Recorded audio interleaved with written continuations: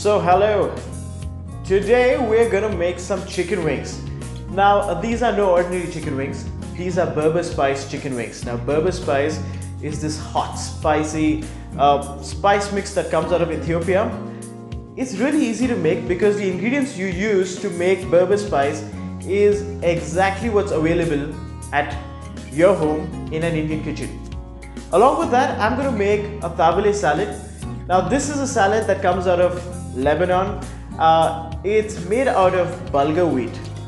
Now don't mistake bulgur wheat for broken wheat. In India we don't use bulgur wheat. So bulgur wheat is broken wheat that has been par cooked.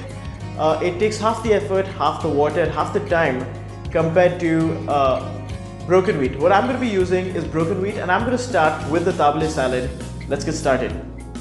So here I have 1 cup of broken wheat, and to cook this 1 cup of broken wheat I have exactly 2 cups of boiling water. You could start with cold water, but here it's me just trying to save time. For seasoning I have 1 teaspoon of salt, half a teaspoon of pepper, and for added aroma I have some dried rosemary, about half a teaspoon, and half a teaspoon of thyme. And here's some oil. I'm going to use about 2 tablespoons of oil. So when you cook bulgur wheat or cracked wheat, it is very important to toast it slightly, to take the raw edge off and to make it taste less wheat-like. So in about 2 tablespoons of oil, toast your cracked wheat for about 3 to 4 minutes. Take it a couple of shades darker. You could even let it go completely brown. What it does is it adds this amazing nutty flavor that makes your bulgur wheat, or more importantly a Tabouleh, so much more addictive. Now go in with your seasonings and your aromatics. Give it a couple of seconds, stir it around before you add your 2 cups of water. Now I'm going to cover this, and this is going to take a total of 25 minutes to cook fully. If you want this done faster, you can do this in a pressure cooker and you will be done in 3 whistles. Now let's get started on our Berber spice. So for a Berber spice, the base is chili powder and paprika. So before I start, I must clarify the difference between paprika and chili powder. Now paprika is just red capsicums that have been dried up and powdered. So it is actually really sweet. It has this sort of a bitter capsicum aftertaste, but it is not spicy at all. It's in fact very sweet. And chili powder, you know what chili powder is. Now when we make a Berber spice, you have to have equal portions of paprika and chili powder to balance each other out. The sweetness from the paprika and the heat from the chili powder. And now let's get the spice mix rolling. So 1/4 of a cup of paprika, 1/4 of a cup of chili, a tablespoon of salt, 1 teaspoon of onion powder, a teaspoon of garlic powder, half a teaspoon of turmeric, and 1/4 of a teaspoon of cinnamon. You will also need a teaspoon of pepper powder and a teaspoon of ginger powder. Here I have whole peppercorns and whole dry ginger. Both of them are going to yield me about a teaspoon, and I'm going to grind them only later. So when I look at Berber spice, the way I like to remember it is it's 2 sets of spices. One is your powdered spices. They don't need to be heated up in any way.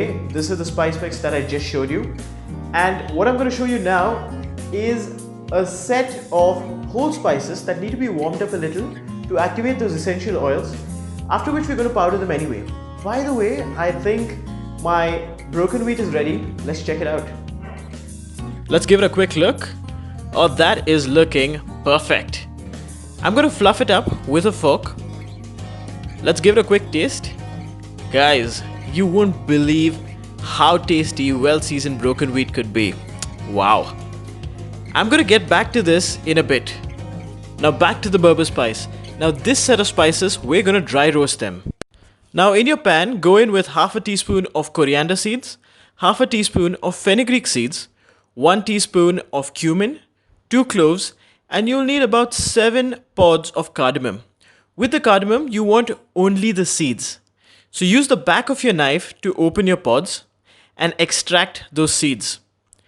Now the only spice missing here is allspice, and you would have needed about 1 teaspoon. But neither is it easily available in India, nor is it a deal breaker. Really, don't sweat it. So begin to dry roast your spices. You want to color them quite lightly, say about a couple of shades darker. Any more and it'll be quite bitter. Now this is done. This will go straight into a food processor along with my pepper and my whole dried ginger. And done. Now add this to your spice mix and our berberespice is ready. So for lunch it's gonna be something special. It's gonna be some chicken wings. Here I have whole chicken wings. I haven't separated the wing and the drummet. You could separate them if you like. And making these is going to be as simple as adding some berberespice to these and putting them in the oven. That's it. So go on, add a generous amount of berberespice to your wings, and how much spice really depends on your spice tolerance. Now you really want to coat your wings evenly. And once that's done, these wings could either go into an oven directly or you could keep them in the fridge for about 30 minutes to marinate. Now a debate in the chef world continues whether marination has any effect on flavor at all or if it's just for tenderizing. I believe it's just for tenderizing, and chicken by itself is pretty tender. But I'm going to keep these in the fridge for half an hour anyway before I put them in a 220 degrees Celsius preheated oven for 35 to 40 minutes. You really want them dark brown charred. Hey, did you really think I was gonna stop at just chicken wings? No, I love you too much. I'm also gonna show you how to make pan-seared berberespice chicken breast. Easy. Take a breast and I'm gonna pound the thicker side slightly to flatten it out. And what else? Same thing. Lots of spice on both ends of the breast. So before I sear this off, I'm gonna finish my tabouleh. So I'm gonna wrap this up in an aluminium foil and let it chill in the fridge until I'm done with the tabouleh. So tabouleh, we need a beautifully cooked cracked wheat. It has come out so beautifully, look at that. Along with that, we need some spring onion. I've got a bunch of it. I also have a cup full of coriander. Yes, you would use parsley, but it's okay. Coriander is tastier. This is a cup of mint along with a tomato and a cucumber. For the dressing you'll need 1 lemon and a few cloves of garlic. You'll also need a salad oil, preferably olive oil, but any light oil works. Here on it's really simple.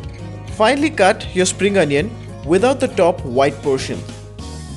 Up next, take your mint, fold it into a rough cigar and cut it into ribbons.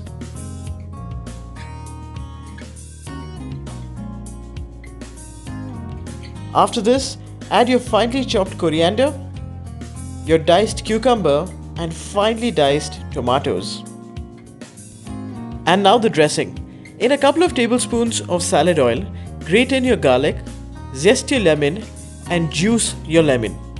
Follow this by adding some salt and pepper and whisk everything together. Add dressing to your salad and combine everything.